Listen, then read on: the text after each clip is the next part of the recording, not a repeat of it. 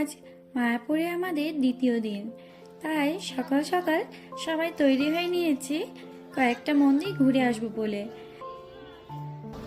এদিকে আমরা প্রথমে সকালের জলখাবারটা সেরে নিয়ে প্রথমে সকলে তিলক করে নেব, তারপর টোটো ধরে ওই মন্দিরের উদ্দেশ্যে রওনা দিয়ে দেব।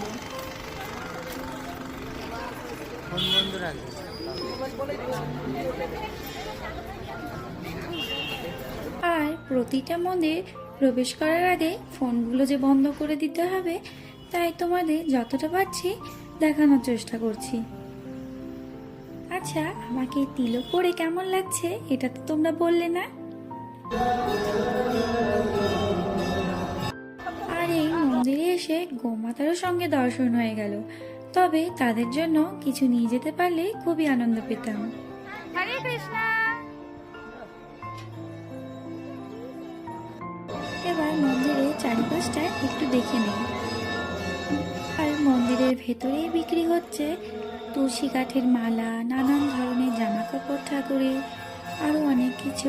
এখান থেকে কিছু শপিংও করে নিয়েছি আমরা আমাদের বাড়ির গোপু সোনার জন্য।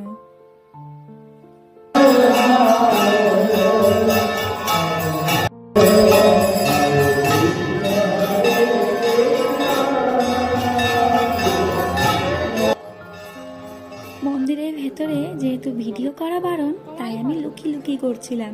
আর এদিকে ভাই আমাকে বলছিল যে দাঁড়াও, তোমার কথা আমি বলে দিচ্ছি।